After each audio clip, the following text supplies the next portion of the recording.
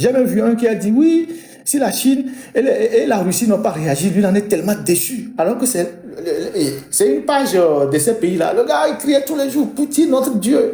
Ils ont commencé par changer de langage parce qu'ils se rendent compte que la réalité, ce n'est pas sur TikTok, ce n'est pas sur Facebook où on publie 1000 posts par jour pour raconter des conneries. D'ailleurs, Facebook, là, c'est vous qui avez créé ça. Facebook sur lequel vous insultez, là, c'est vous qui avez créé ça. TikTok, à la limite, c'est les Chinois. Facebook, c'est vous qui avez créé ça. C'est vous qui avez créé ça. Donc, voilà. Continue. Donc, on a reçu les vœux des forces vives. Depuis, on n'a pas vu le président. Le président, sans de Tové.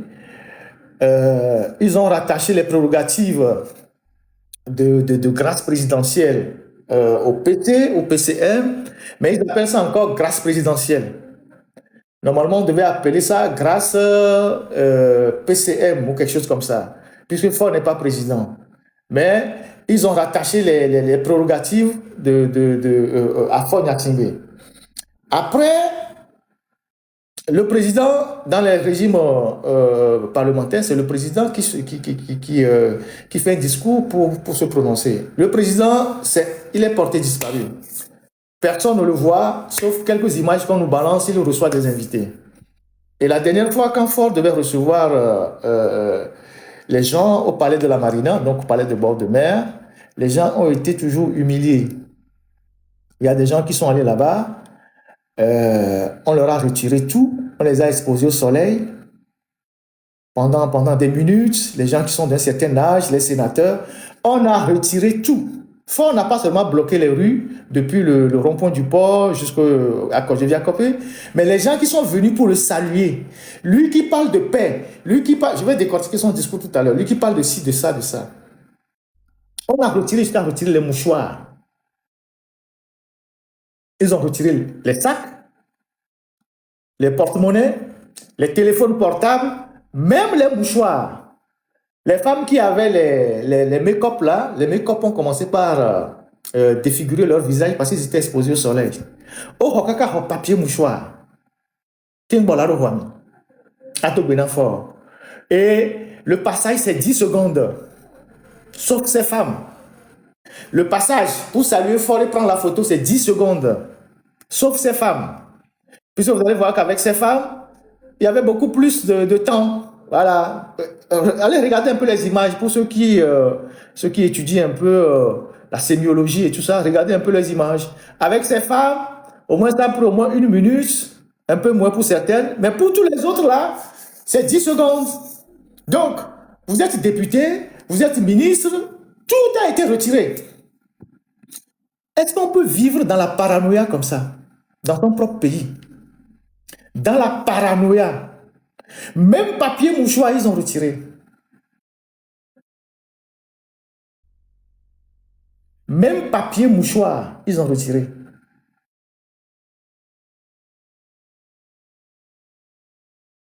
Portable, sac à main, portefeuille, papier mouchoir, ils ont retiré tout. Et c'est cette humiliation-là, comme il avait déjà fait à l'Assemblée nationale, où ils ont poussé tout le monde à aller garer les véhicules au centre islamique, c'est la même chose qu'ils ont fait au palais de la Marina. Mais c'est une bonne chose. C'est une bonne chose parce qu'il y a certains Togolais qui ont fait le choix d'être les esclaves de Gnassingbé à vie.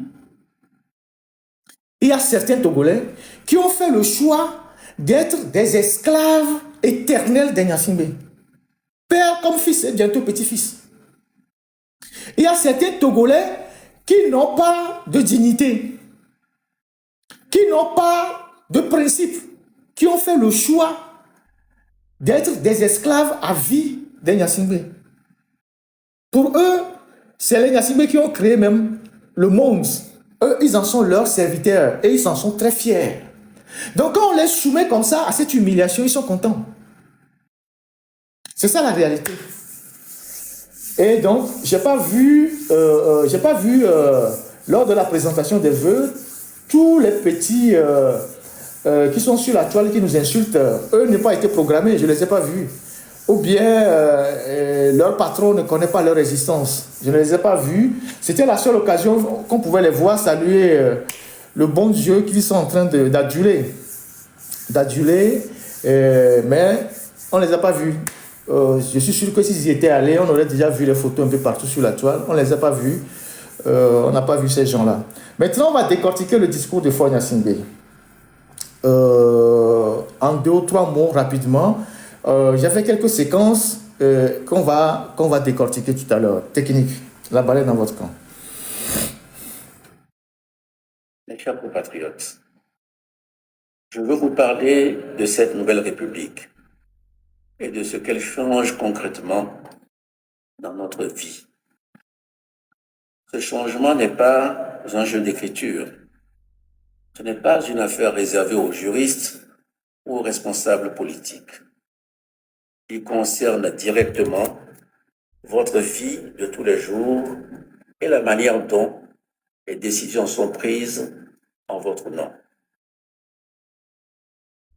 Je veux saluer le travail de vos élus, les élus du peuple.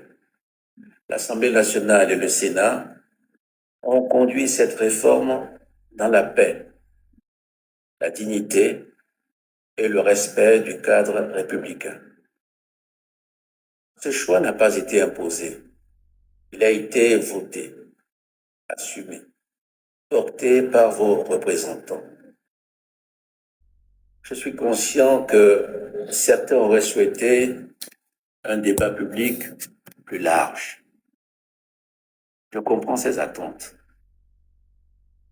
Mais ce que je retiens, c'est que cette réforme a été menée dans un climat institutionnel apaisé, avec pour seul boussole l'intérêt national.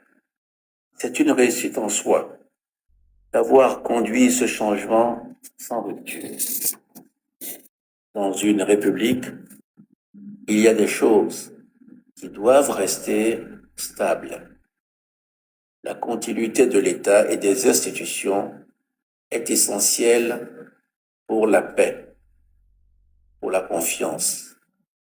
C'est pour cela que je suis resté à la tête de l'exécutif. Mais ma fonction a changé. Le centre de gravité de notre vie politique a changé. Désormais, la politique de la nation se décide d'abord au Parlement. Le gouvernement est responsable devant vos élus. Quant au Sénat, il porte la voix des territoires. Les régions et les communes. Alors, pourquoi Faure se sent obligé, à chaque fois qu'il prend la parole, de justifier le passage dans la Ve République, comme si il se reproche quelque chose? Pourquoi à chaque fois qu'il prend la parole, il essaie de justifier pourquoi ils ont fait, ils ont changé la Constitution? Pourquoi? Et combien de fois il va le dire? Comme s'il se reprochait quelque chose. Première observation. Deuxième observation, je ne dirais pas que c'est un menteur, mais il dit des contres-vérités pour être plus respectueux. Il dit des contres-vérités parce que ce changement de constitution n'a jamais été inclusif. Il raconte n'importe quoi. C'est lui qui a fait nommer les députés, qui étaient d'abord en fin de mandat. Et c'est en fin de mandat que lui, Faure Gnassingbé, en collaboration avec son ami Alain Foka, je vous dis et je répète aujourd'hui, la constitution togolaise a été pilotée de bout en bout par Faure Gnassingbé et Alain Foka. Les Tchichao Tchalim, les Adjurouvi, tout ça, ils n'ont eu que ça après. C'est Alain Foka et Faure Gnassingbé qui sont restés et qui ont concocté tout ça. Et aucun député n'avait le document jusqu'au jour où on est venu exposer le document à l'Assemblée nationale. Aucun député n'avait ce document. Même les ministres ne l'avaient pas. La seule ministre à qui ça a été remis, avec interdiction de le remettre à d'autres personnes, c'était Sandra Johnson. Donc, il y avait Faure, Alain Foucault et Sandra Johnson qui avaient le document. Sandra Johnson n'a pas participé, mais elle avait le document. Mais avec interdiction de le donner à qui que ce soit. Alors, au moment d'aller à l'Assemblée, le document a été remis aux Adjouvi et le secrétaire exécutif du NPT, là, comment il s'appelle Atolé, et puis, comment on appelle Tchalim.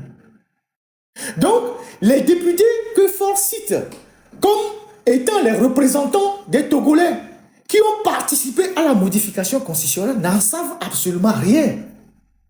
Donc, ils utilisent une phraséologie pour changer, en fait, le jeu de rôle en disant que oui, la modification constitutionnelle est inclusive, même si les Togolais n'ont pas été consultés, et lui-même le dit, que les gens ont émis des préoccupations, que le peuple n'a pas été consulté, il n'y a pas eu de débat national, il en est conscient, mais il fallait le faire comme ça pour la continuité de l'État, pour qu'il n'y ait pas de rupture dans les institutions.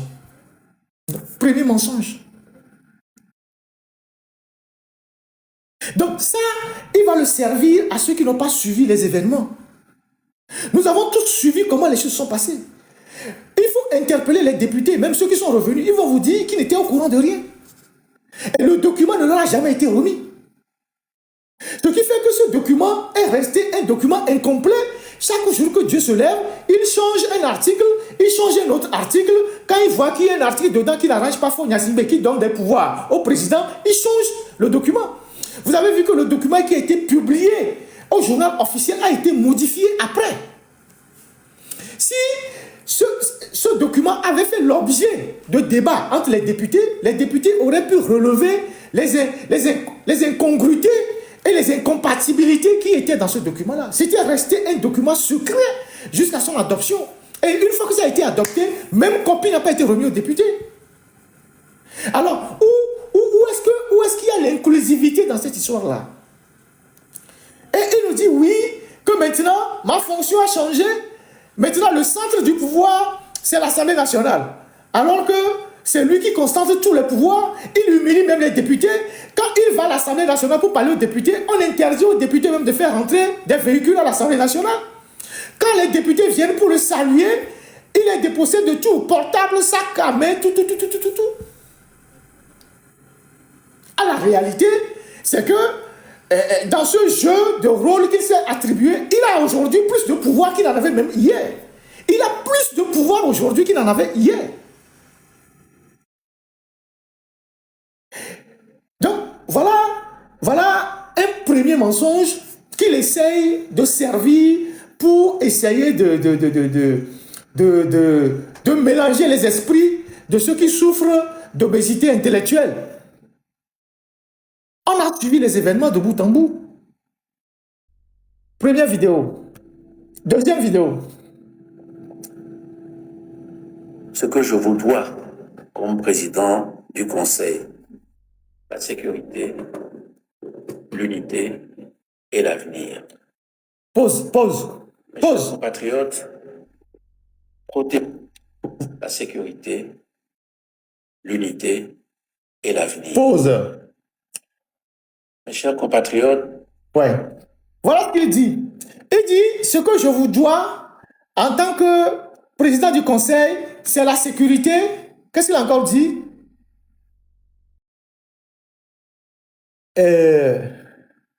L'unité. Conseil. Ouais. La sécurité, l'unité et l'avenir. Point. Voilà, on s'arrête là-bas. Sécurité. Ce que lui nous doit, c'est la sécurité, c'est l'unité et l'avenir. Voilà un mec qui se promène à Lomé avec des véhicules de guerre. On chasse les gens dans toutes les rues quand il veut passer. Il y a même un hélicoptère qui est en haut, qui surveille son cortège quand il veut passer. Ça dit, à chaque passage de Faure Gnassingbé dans une rue de Lomé, c'est la terreur. C'est comme dans les rues de Bagdad, quand il y avait les Américains. Ça dit, quand Faure, lui, il sort dans une rue de Lomé, on doit bloquer toute la rue. On doit dégager tout le monde. Personne ne doit sortir. Il utilise toutes les armes de guerre dans son convoi et il met l'hélicoptère en haut pour le protéger. Et il dit, il nous doit la sécurité. Alors que tous les jours, quand il passe dans les rues de Lomé, il fait le désordre. Il dit, il nous doit l'unité. Il dit, il nous doit l'unité. Il est incapable de faire l'unité dans sa propre famille, puisque son frère est en prison depuis 17 ans. Dans sa propre famille, il est incapable de faire l'unité dans sa propre famille. Parce que son propre frère est en prison depuis 17 ans. Parce que Madame Nyakade est en prison. Elle lui a fait un enfant. Elle est en prison pour des histoires inventées. Et il parle d'unité. Il parle d'avenir. Voilà quelqu'un qui a fait 20 ans au pouvoir. Ça n'a rien, pratiquement pas fait grand-chose. On va revenir tout à l'heure sur les détails. Et il nous parle d'avenir.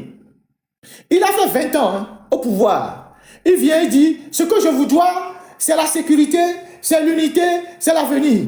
Mais dès qu'il y a des Togolais quelque part qui veulent revendiquer leurs droits, on amène les soldats pour les frapper. Dès que des Togolais se réveillent quelque part pour demander de l'eau, on envoie les soldats pour les frapper. Il investit dans la sécurité pour lui-même. Quand on fait creuser les tranchées à la frontière du Ghana, jusque vers le Bassar là-bas, les gens disent même qu'il pose des mines. Je n'en sais rien. C'est pour sa propre sécurité. Quand Ford achète les armes, c'est pour sa sécurité. Ce n'est pas pour la sécurité des Togolais. Puisque les Togolais, tous les jours, ils vivent dans l'insécurité. Le fait même que les Togolais se lèvent le matin et qu'ils ne mangent pas le soir, c'est une insécurité. L'insécurité alimentaire, c'est une insécurité. L'insécurité médicale, c'est une insécurité. Le manque d'hôpitaux, c'est une insécurité. Le manque de routes, où les gens font les accidents tous les jours, c'est une insécurité. Le manque d'eau sur l'ensemble du territoire, c'est une insécurité. Le manque d'un salaire décent pour les fonctionnaires, c'est une insécurité. Le manque de bourse pour les étudiants, c'est une insécurité. C'est ça la réalité. Donc, on ne te demande rien. C'est le passé. On n'a pas d'avenir avec toi. Parce que tu ne peux rien faire. Tu as fait 20 ans. Quand tu étais encore très jeune, tu avais la force pour travailler. Tu n'as pas pu faire grand-chose. Ce n'est pas d'ici quelques jours, tu auras 60 ans et que tu parais très fatigué que tu vas faire quelque chose. On continue.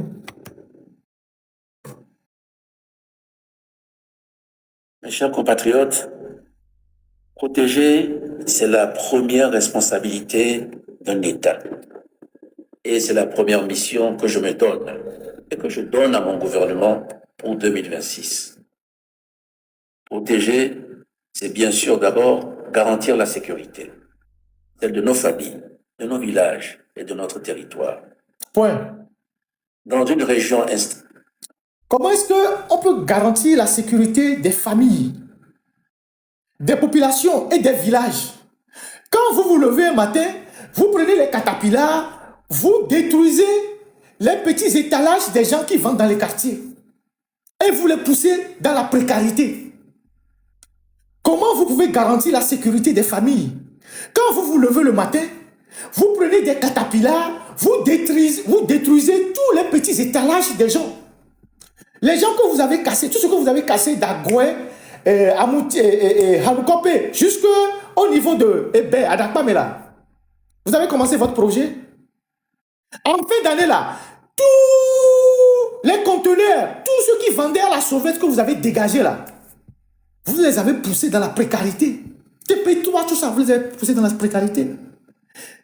Un dirigeant qui se soucie de sa famille, des populations et des villages, il prend des dispositions pour protéger les siens. Il ne vient pas dans les discours raconter sa vie. Oui, mon devoir, c'est de vous protéger de ci, de ça. Alors que tous les jours, tu prends des dispositions pour casser des trucs, pour arracher les terres aux gens sans dédommagement. Les 3000 personnes qui travaillent au port autonome de Lomé, comme docker, vous avez déjà réglé leurs problèmes, M. Fonya-Singwe. Vous avez déjà étudié leurs problèmes pour leur faire des salaires décents. Les gens qui sont dans les usines de Batopela, qui ont eu les mains tranchées, qui sont morts, qui sont exploités par les expatriés. Je ne veux pas donner le nom d'une nationalité pour qu'on dise que je suis xénophobe. Est-ce que vous avez pris ce problème à bras le corps pour demander à ce que, désormais, dans la zone franche, il y ait plus d'humanité, qu'il y ait plus de contrats pour les travailleurs? Ce sont des familles. Elles ont besoin d'être protégées. La responsabilité d'un État qui dit « je veux protéger les familles », c'est de faire en sorte que ceux qui travaillent puissent avoir un salaire décent et que leurs droits soient respectés. Ce n'est pas les discours que tu viens servir à la nation. On continue. Nos forces de défense et de sécurité agissent avec courage et bravoure. Elles protègent nos populations Point. et tiennent nos frontières. Point. Je veux ce soir Point. Pause. D'accord. Une brèche pour les forces de sécurité.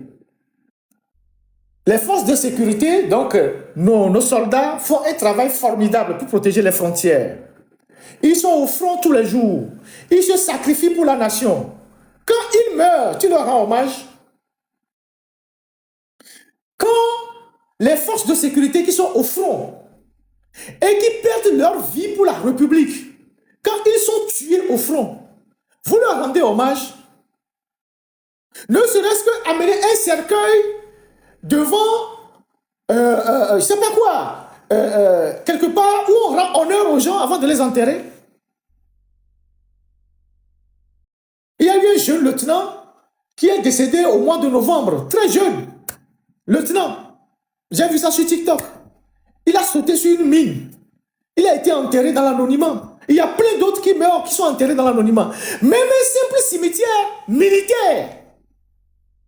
Bon, Gnassingbé, chef suprême des armées, ministre de la Défense, tu es incapable de mettre en place un cimetière militaire. Quand les soldats meurent au front, au moins ils sont morts pour la patrie, on les enterre là-bas et demain on leur rend honneur. Incapable de faire ça. Tu es chef suprême des armées, ministre de la Défense. Dans tous les pays qui nous entourent, il y a des cimetières militaires pour rendre honneur aux militaires. Les militaires, ce n'est pas seulement des gens qui sont là pour taper sur les civils, pour défendre toi ton pouvoir. Et après, à la fin de l'année, tu leur distribues 5 000, 10 000 avec des sacs de riz. Quand des familles acceptent que leurs enfants aillent dans l'armée et que les enfants meurent au front, il faut les enterrer au moins dignement pour rendre hommage aux familles. Tu n'es pas capable de construire un cimetière militaire pour pouvoir enterrer les militaires dans la dignité. Et tu viens nous dire que oui, ils sont là, ils défendent la patrie. Pour toi, ils sont juste des instruments que tu utilises. C'est les militaires togolais qui ne comprennent pas. Eux aussi, ils sont des serviteurs de Gnassingbé à vie. Ils sont là-bas, ils sont contents. Ils pensent que bon, l'armée, c'est une invention de Gnassingbé. Donc quand tu es dans l'armée, tu es un sujet bienveillant pour les Gnassingbé. Tu peux leur servir à vie. Il y a plein de militaires qui meurent au front. On les enterre carrément dans l'anonymat. Tu ne leur rends pas hommage. Mais tu viens les citer dans un discours. On y va, technique. leur rendre hommage, ainsi qu'à tous ceux qui, chaque jour, veillent sur notre stabilité. Mais je dois aussi vous dire ceci. On ne protège pas un pays seulement avec des armes. Point. On le protège en donnant à chacun une vie digne, en donnant une place à sa jeunesse, en évitant que la pauvreté, l'exclusion ou la colère ne deviennent des terreaux de la violence. Pause. On ne protège pas un pays seulement avec des armes, mais avec, qu'est-ce qu'il a raconté? Avec quoi? Je ne sais pas, qu'est-ce qu'il a raconté?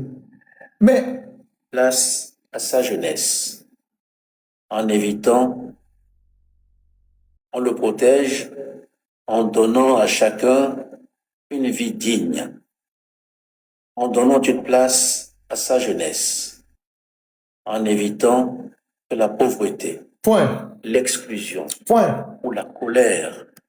Pause. Il dit, on ne protège pas seulement un pays avec les armes, mais en donnant de la dignité à sa population et tout, et tout, et tout, et tout, et tout, et tout. Il a raconté tout un tas d'histoires. Je ne sais pas qui lui écrit les discours. Hein.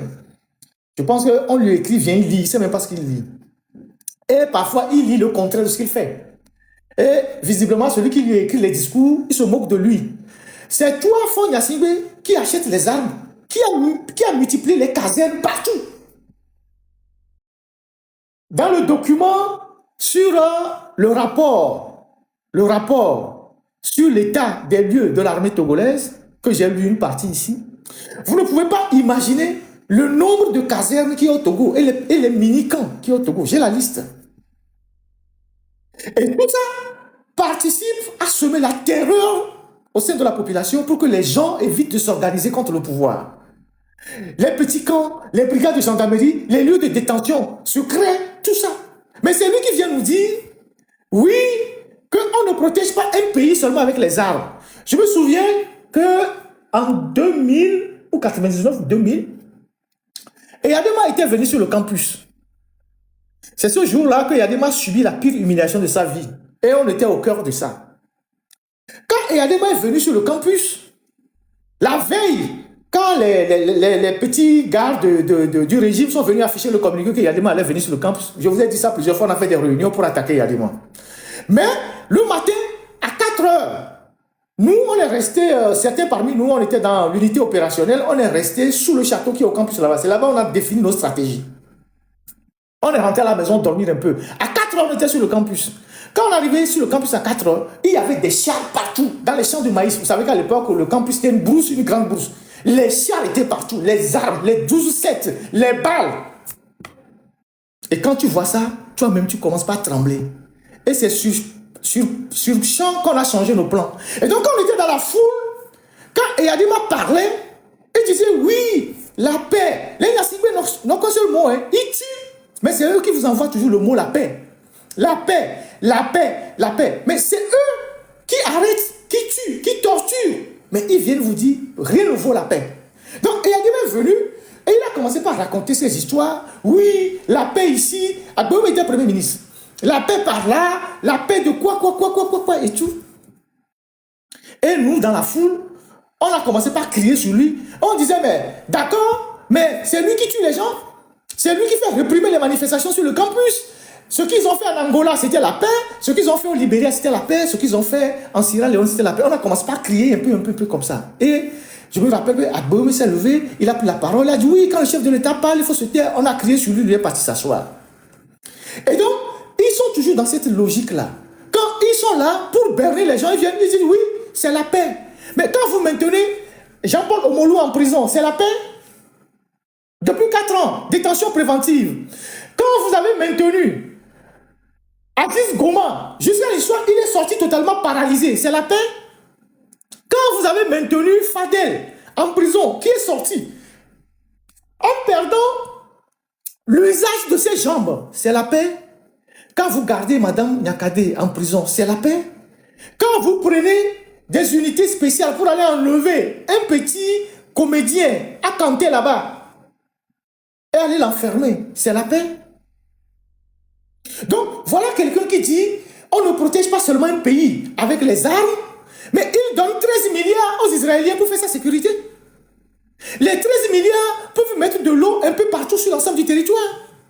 Quand Madame Grace Koumaï se fait abuser dans une brigade de gendarmerie et que vous, en tant que premier responsable du pays, vous ne donnez pas des instructions pour qu'on arrête les responsables, c'est la paix. Peut-être que c'est la paix, P-A-Y, comme l'autre l'a défini. Un mot de 4 mots. Peut-être que c'est cette paix-là dont vous parlez. Mais la vraie paix, je ne suis pas certain. Vous dites, il faut que la jeunesse ait les conditions dignes. Les étudiants, tout le monde sait dans quelles conditions ils étudient. Ils n'ont même pas de moyens de déplacement. Ils n'ont pas de stage. Ils n'ont pas de bourse. Ils n'ont que des miettes qu'on leur donne. Les fonctionnaires, ils prennent des salaires de misère.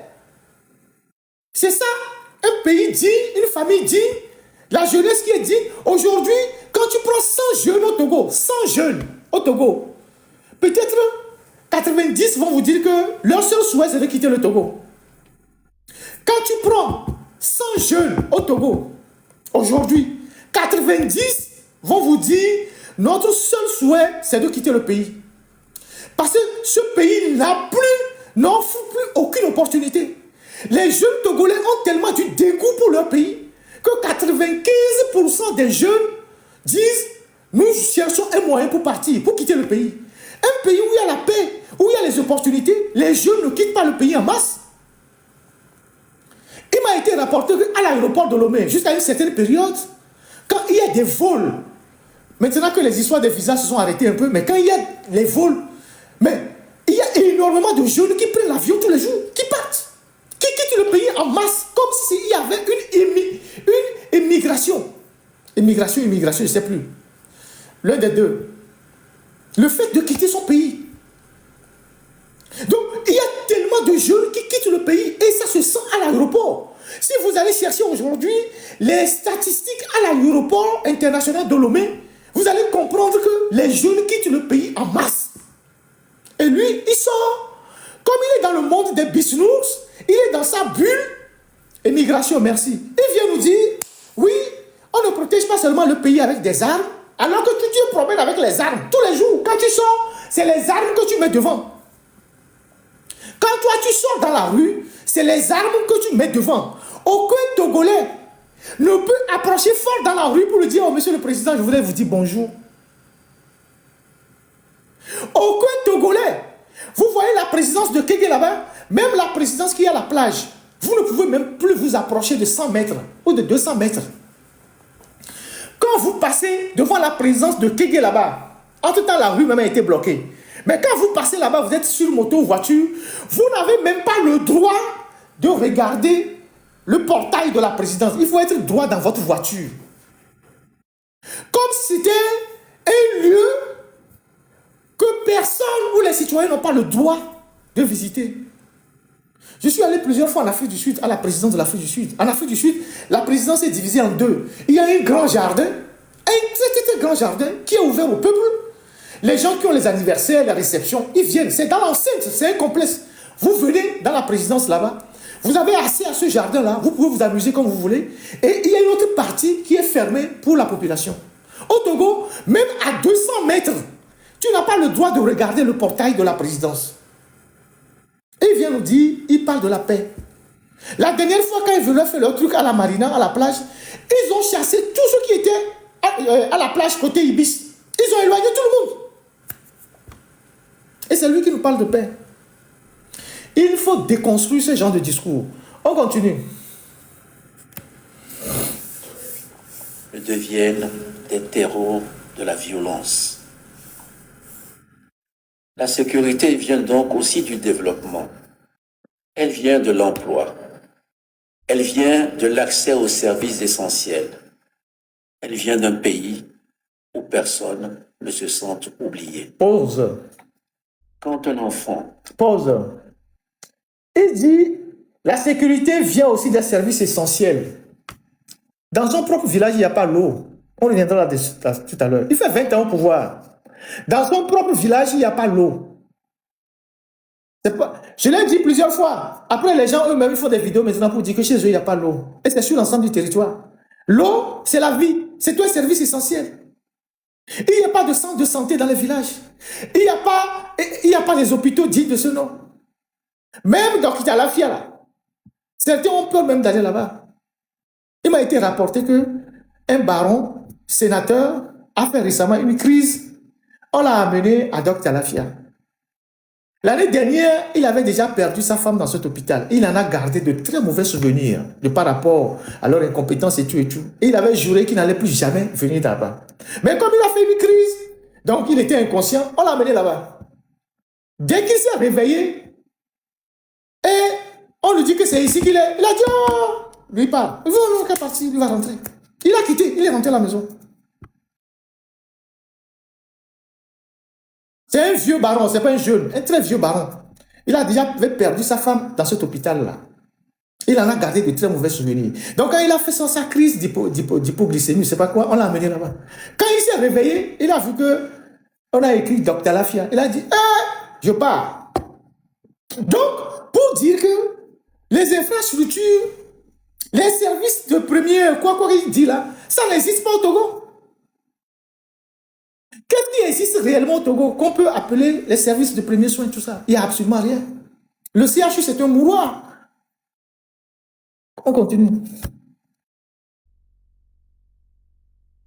Quand un enfant peut aller à l'école en paix, nous renforçons la sécurité. Quand une famille a accès aux soins, nous renforçons la sécurité. Quand un agriculteur peut vivre de son travail, nous renforçons la sécurité. Point. Et quand un village... Agriculteurs, parlons-en. Mais Paul se fout des Togolais. Et je dis, quand un agriculteur peut vivre de son travail, nous renforçons la sécurité. D'accord. Il y a des gens qui sont dans le soja, qui ont créé la filière de soja eux-mêmes. C'est des Togolais qui se sont organisés pour créer la filière de soja. Donc il y a la filière conventionnelle, il y a la filière bio. C'est des Togolais qui se sont organisés. Ce sont des jeunes qui ont organisé les paysans en coopérative au moment où les paysans quittaient le coton parce que le coton ne rapportait plus. Et ils ont créé la filière soja. Dès que la filière soja a commencé par porter, tous les barons sont rentrés dedans. Fora a amené des Indiens, soi-disant la pire, ils sont rentrés dedans. Comme des cochons qui arrivent dans un champ, qui mangent tout et qui partent. Ils ont détruit toute la filière. Ils ont détruit toute la filière soja. Aujourd'hui, les Indiens ont semé la zizanie dans la filière soja. Tous les jeunes entrepreneurs qui organisaient les paysans en coopérative et qui faisaient de la filière soja une filière porteur. Parce que la filière soja, à un moment donné, a fait jusqu'à 50 milliards de chiffre d'affaires. C'est ça qui a attiré l'attention des vautours. Ils sont rentrés dedans. Ils ont détruit la filière soja. Aujourd'hui, je connais beaucoup de producteurs de soja qui ont abandonné la filière. Les paysans dans les villages là-bas, ils sont en train de pleurer parce qu'ils n'ont plus rien à manger. Je vais vous jouer une vidéo sur la filière anacarde qu'ils ont aussi détruit avec les Indiens. Et la vidéo que je vais vous jouer, une fois que vous suivez cette vidéo-là, chacun va tirer ses conclusions.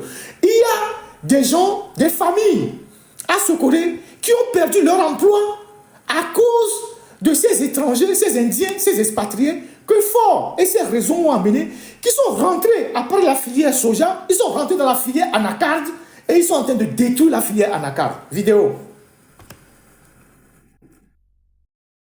Par une visite à Sabadell dans la ville de Sokodé. Les ministres Kodjo Adégué de l'Industrie et Atidéji des Transports y étaient parcours du tourisme, mais plutôt pour découvrir le complexe agroalimentaire Cajou du Sokodé. Les ministres Kodjo Adégué de l'Industrie et Atidéji des Transports y étaient parcours du tourisme, mais plutôt pour découvrir le complexe agroalimentaire Cajou du centre. Une usine qui emploie un peu plus de 250 personnes pour la transformation de la noix de cajou. Voyons cela avec Nestor. Cajou du centre, 5 km à l'ouest de la ville de Sokodé. L'infrastructure est une usine, un complexe agro-industriel, résultat de la promotion de l'investissement privé. Ici, les noix de cajou suivent une transformation et le produit fini, l'amande biologique du cajou. L'usine vient booster le secteur privé, le gouvernement togolais, pour atteindre des performances économiques mises sur le plan national de développement PND et l'investissement privé, un pilier central de cette relance économique. Nous avons commencé par l'exploitation agricole et après un certain nombre d'années, nous avons monté l'unité qui aujourd'hui transforme les noix de cajou en amandes de cajou. Et par la suite, il y a d'autres produits dérivés que nous aurons à développer aussi. Aujourd'hui, nous sommes autour de 1500, nous projetons aller jusqu'à 3000, 3500 tonnes. Et puis l'extension de notre exploitation agricole. L'infrastructure crée la richesse, lutte contre le chômage et contribue à la croissance économique.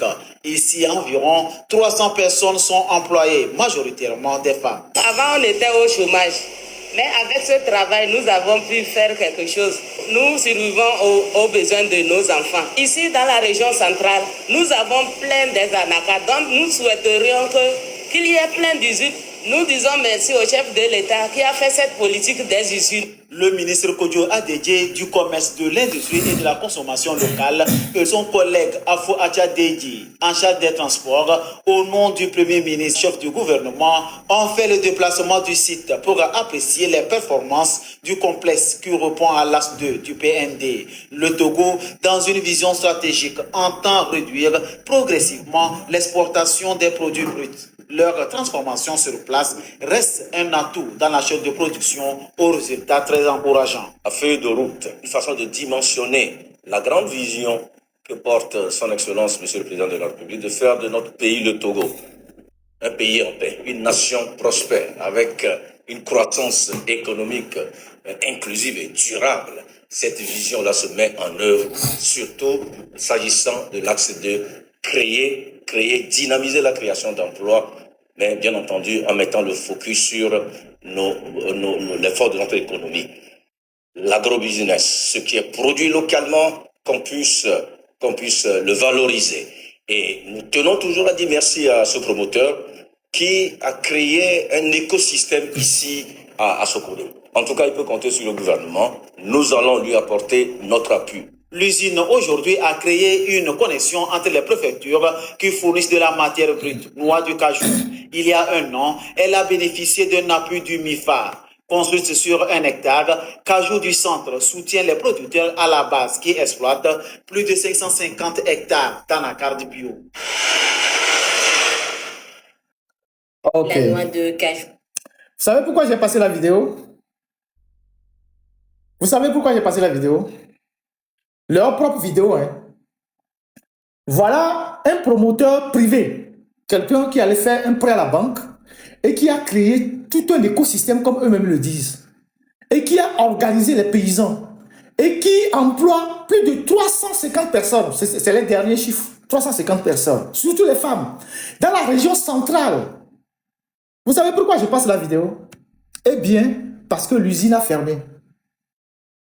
L'usine a fermé parce qu'on a amené les Indiens qui sont venus créer la zizanie dans la filière et détruire la filière.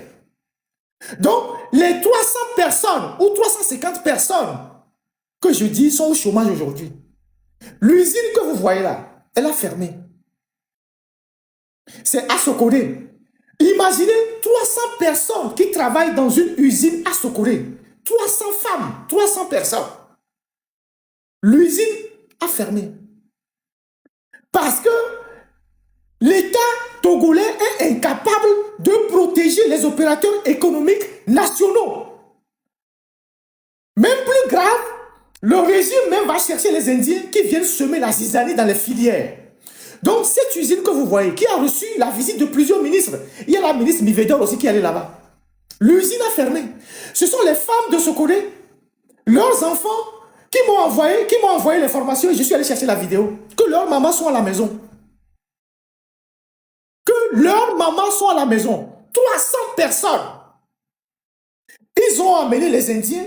Les Indiens sont rentrés dans la filière. Ils ont commencé par désorganiser la filière, casser les prix, faire du n'importe quoi. Et ce n'est pas la seule usine qui a fermé. Il y a une autre usine à Tchamba, elle tient pour le moment. Il y avait une autre usine dans la zone de Blita qui a fermé aussi. Et voilà ce mec qui vient dans un discours nous dire que l'agriculteur doit vivre de son produit. Voilà ce que les agriculteurs produisent.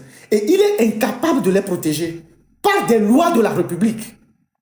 Dans les pays européens, quand une seule usine veut fermer, c'est un drame national. Il y a un débat national. On dit, mais cette usine, c'est le fleuron de l'agriculture. C'est ci, c'est ça. On ne doit pas fermer ça. Même si le promoteur est en difficulté, l'État l'aide. A dédié, allez là, vous avez ce qu'il a raconté. Tantôt dit PND, tantôt dit feuille de route, après c'est feuille de route, je ne sais pas quoi, il racontait les histoires. Que l'État est là pour les accompagner. Je vous dis que l'usine a fermé. L'usine a fermé. Donc, les 300 personnes que la TVT est en train de mettre en valeur, que l'usine emploie les 300 personnes, les 300 personnes là sont au chômage. Le promoteur n'en peut plus. L'usine a fermé. Et c'est tout l'écosystème qu'ils ont décrit là qui est à terre. C'est comme ça que le système, le régime d'Ignacibé détruise les entrepreneurs togolais. Nous avions les Nana Benz qui faisaient la fierté du Togo. Mais comme on ne veut pas qu'il y ait des Togolais qui aient de l'argent dans le pays, parce que si les gens ont de l'argent et que le régime ne les contrôle pas, ils seront dangereux pour le pays. Ils sont partis amener les Chinois qu'ils ont mis dans la filière, dans le système d'épargne. C'est les Chinois qui ont commencé par rentrer dans les trucs d'épargne. Ils ont mis les Chinois dans l'épargne. Les Chinois qui sont chez nous, qui devaient être des vendeurs de détail, sont devenus des gros importateurs. Après, ils ont amené les Sahéliens. Les Sahéliens, avant, ce sont nos mamans qui achetaient les pailles de l'extérieur et leur donnaient en détail. Les Sahéliens sont devenus des gros importateurs de tissus. Les Chinois aussi. Et ils ont affaibli nos grands-mamans qui sont dans le marché. Et le comble, c'est qu'ils ont brûlé le marché. C'est ça, un pays qui protège ses opérateurs économiques.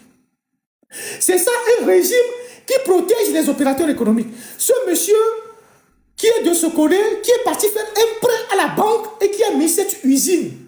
Et il avait un champ de plus de 500 hectares. Et il projetait encore d'autres hectares. Aujourd'hui, il a fermé boutique. Les 300 personnes qui travaillaient avec lui à Sokodé sont à la maison. Et quand vous allez fouiller encore, peut-être que l'hôtel aussi est passé par là. Il y a certainement eu aussi un redressement fiscal.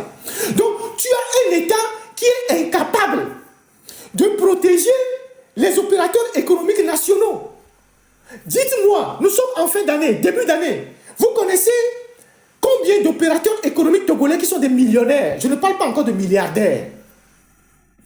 Vous connaissez combien d'opérateurs économiques togolais qui, après avoir payé les impôts, tout ça de leur chiffre d'affaires, sont millionnaires?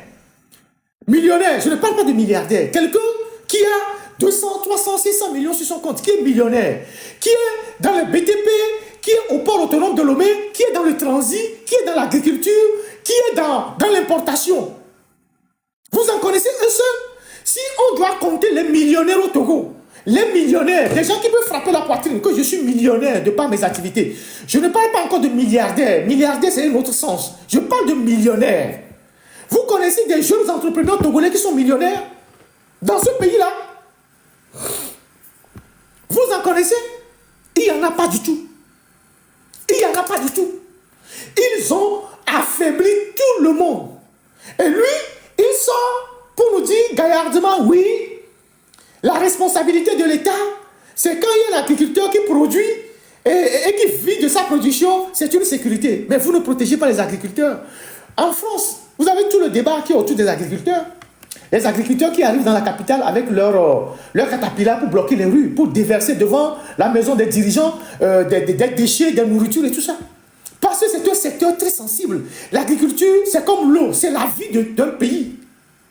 Donc, vous voyez ce monsieur-là, qui a secouru là-bas, qui a eu une idée ingénieuse de créer une filière anacarde, une industrie pour transformer le produit et l'exporter. Ce qui fait vivre des centaines de familles. Il a fermé boutique. Il a fermé son entreprise. Et il y a plein d'autres jeunes au Togo qui ont fermé leurs entreprises comme ça. Dans presque tous les domaines. Mais forçons gaillardement pour nous raconter des histoires. Allons-y.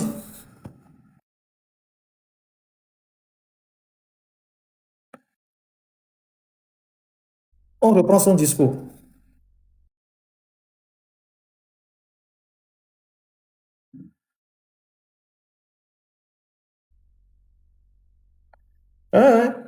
Depuis plusieurs années, notre pays progresse.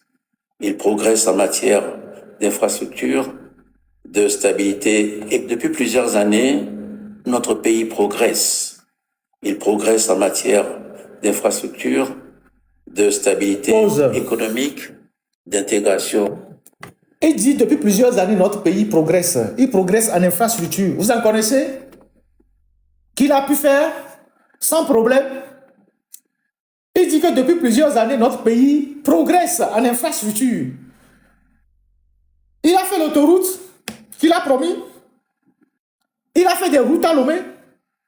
Lomé est l'une des capitales de l'Afrique de l'Ouest aujourd'hui où les rues de la capitale ne sont pas goudronnées, ne sont pas assainies. Alors qu'avant, les autres pays étaient en retard. On avait plus ou moins quelques rues qui sont goudronnées à Lomé, les gens nous enviaient. Aujourd'hui, la capitale togolaise, puisqu'elle s'est agrandie, Lomé est la seule ville aujourd'hui en Afrique de l'Ouest où il n'y a pas de route dans les quartiers. Quand tu sors des axes, les axes principaux pour rentrer chez toi dans la boue, c'est dans la boue. Donc, il n'y a même pas d'infrastructure. Les rares chantiers que lui-même il a lancés, qui sont à Dakpame, tout ça là, c'est des chantiers qui sont à l'abandon. C'est des chantiers qui sont à l'abandon.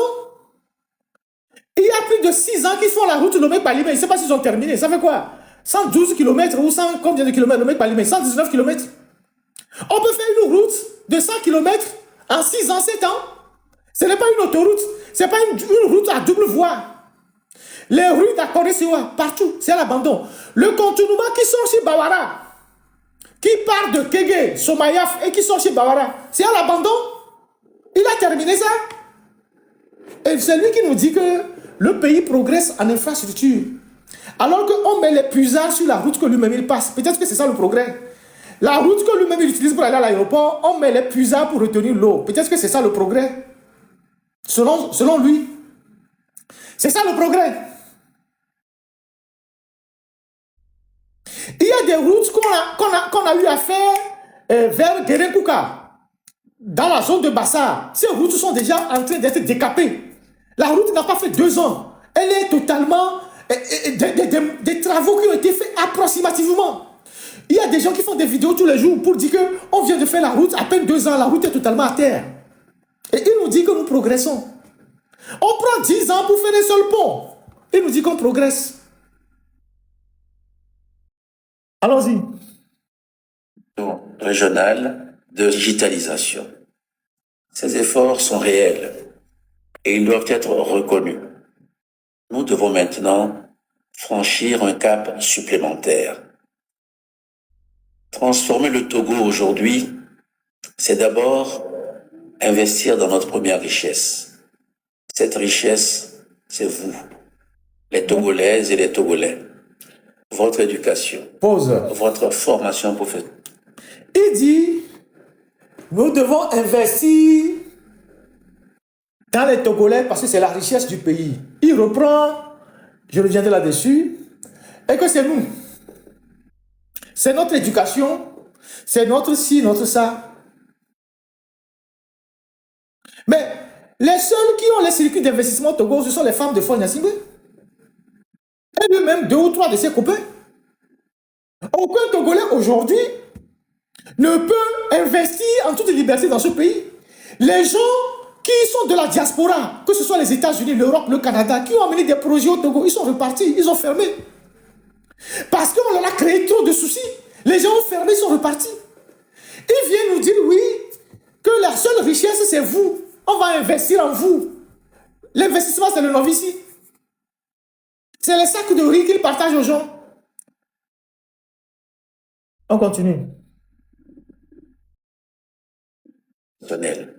Votre santé, votre jeunesse. Un pays ne se développe pas uniquement avec des routes, des ports et des usines. Pause. On nous le dit souvent. Il dit, Il se développe pause. avec des femmes et des hommes. Il dit le pays ne se développe pas. Il dit c'est les jeunes. 95%, même 100% des gens qu'on vient de libérer de prison sont des jeunes.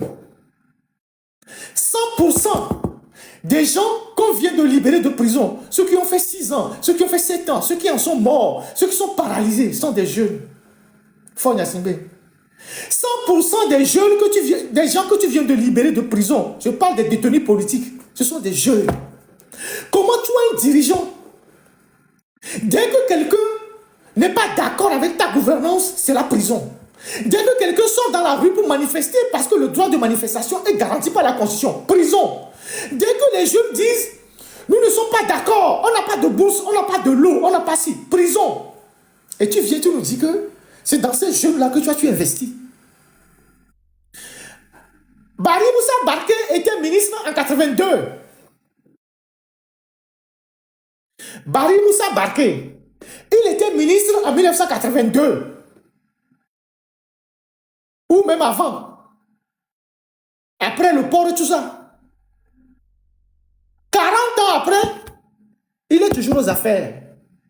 Et tu viens nous dire que toi, tu veux investir dans les jeunes. Tu veux investir dans les jeunes. Les étudiants qui sont là-bas, qui n'ont pas de bourse, que vous empêchez de s'exprimer. Les jeunes qui sont devenus des émigrants partout, qui cherchent seulement à fuir le Togo. Tu viens dire que votre objectif, c'est d'investir dans les jeunes. Ouais. Allons-y. Capable de créer, d'innover, de construire, de rêver grand, Pause. se développe Pause. avec des femmes et des hommes. Il dit notre pays, il dit un pays ne se développe pas seulement avec les ports. Et il faut répéter là-bas. Technique. Capable de créer, Non. Là où il dit que c'est pas seulement le port, les de routes. construire, de rêver grand. Transformer le Togo, c'est aussi transformer nos territoires. Faire en sorte que l'avenir capable de créer, d'innover, de construire, de rêver votre santé, votre jeunesse. Un pays ne se développe pas uniquement avec des routes, des ports et des usines. Point. On nous le dit souvent. Pause. Un pays ne se développe pas seulement avec le port, les routes, les usines. Tu nous as déjà fait les comptes du port. Un pays ne se développe pas seulement avec le port, les routes, les usines. D'accord. Mais tu nous as déjà fait le point sur les recettes du port. Où sont les recettes du port? Un pays ne se construit pas seulement avec les routes, le port et les usines. D'accord. Bon, où sont les recettes du port? Au moins, on a le port. Au moins, il y a les usines.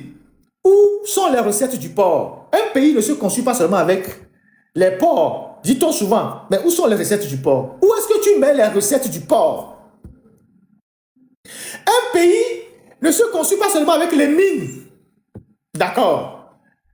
Je demande à la technique de couper cette partie, de laisser cette partie. On va jouer une vidéo des populations togolaises qui se plaignent des dégâts que les mines ont créés dans leur région. Il dit, un pays ne se développe pas seulement avec les routes, les ports et les usines. Il allait ajouter les mines. Mais on va montrer que les ports, les usines, les routes, ou bien le port, les usines et les mines peuvent détruire un pays quand on ne met pas les intérêts des populations dans ces projets-là. C'est le cas de Haotui, c'est le cas de toute la zone de Vaux, Lac, Mine et tout ça. C'est le cas de toutes les terres que vous voulez récupérer chez les gens actuellement pour les phosphates. Vous avez détruit ces zones-là. Mais vous dites qu'un pays ne se développe pas seulement avec les ports et les usines et peut-être les mines, mais vous détruisez là où vous trouvez les mines. On va aller à Bassa. On va écouter ce que les gens de Bassa disent sur l'exploitation du fer qui a eu lieu à Bangeli et ce que ça a détruit dans leur vie. Écoutons ça ensemble. Moi, je suis de Biapabé. Et effectivement, la société s'est implantée à Biapabé et c'est tout juste derrière moi, ma maison même. Tout ce qu'ils avaient promis, on ne voit rien.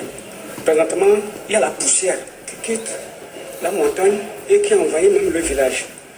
Le barrage que nous-mêmes on avait fait de nos cotisations, ils ont fait notre barrage qui a cédé, qui est venu remplir sur notre barrage de terre. Donc notre barrage est parti.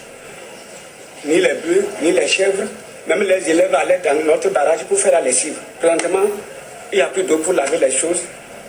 Là, c'est là qu'on puisait l'eau pour faire les briques. On ne peut plus en trouver. Maintenant, tout le monde a oublié de s'abattre sur les quelques forages qui sont au village. Et maintenant, les forages aussi, ça se gâte. On n'a pas d'aide. Et eux-mêmes ne contribuent à rien. Les fonctionnaires, les gens qu'ils ont amenés comme ouvriers, ils se logent chez nous.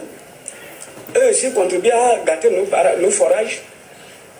Alors que la société même ne vient pas en aide. Le dispensaire est là. C'est nous qui avons cotisé pour construire ce dispensaire-là. Hein?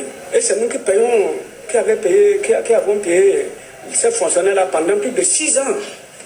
C'est moi qui ai recruté même l'infirmier à Kara pour amener à Biapabé.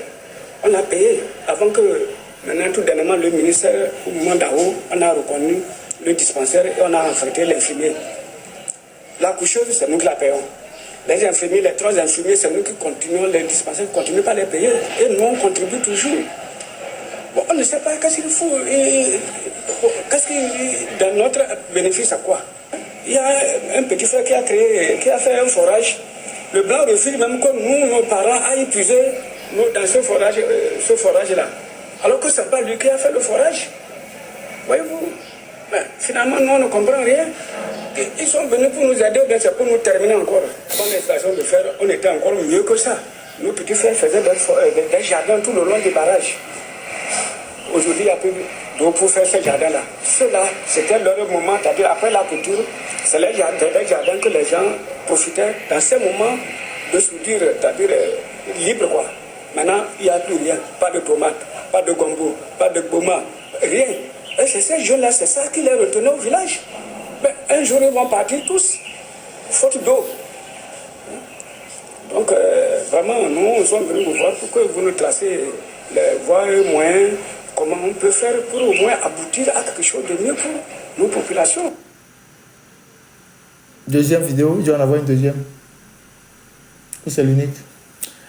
Il y a deux vidéos des populations de Bassar qui...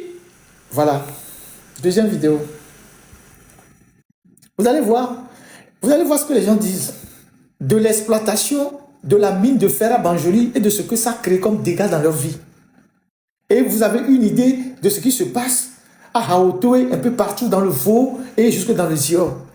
Le gars, il explique que l'infirmier du village, c'est eux qui l'ont recruté, les villageois. Les accoucheuses, c'est eux qui les ont recrutés. C'est eux qui payent l'accoucheuse du village.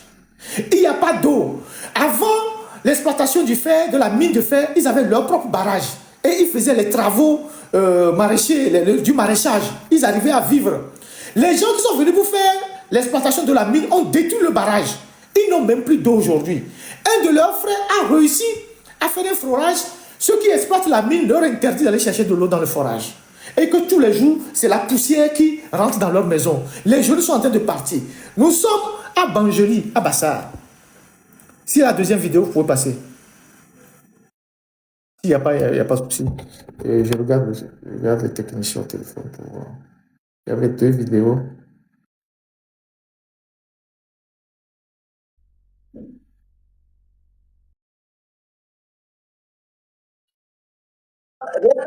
Par exemple, on sait que bon, dans tout ça là, il y a des inconvénients pour le village. Par exemple, on a des ressources d'eau ici. Tout est taré. On ne peut pas de pompes. Et pour les pompes, les choses mobiles là, normalement ça c'est pour boire. Par exemple, le village, on pouvait électrifier le village. Et actuellement, il ne pleut pas, il y a l'environnement. Tout ça là, on souffre. Vous voyez, on a beaucoup d'inconvénients, sincèrement.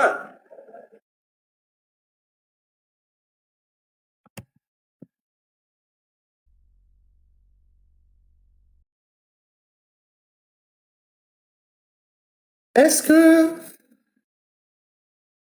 Paul Gnassingbé qui nous dit ce n'est pas par les ports, par les routes, par les usines qu'on développe un pays. Et donc par les mines qu'on développe un pays, mais pas les humains.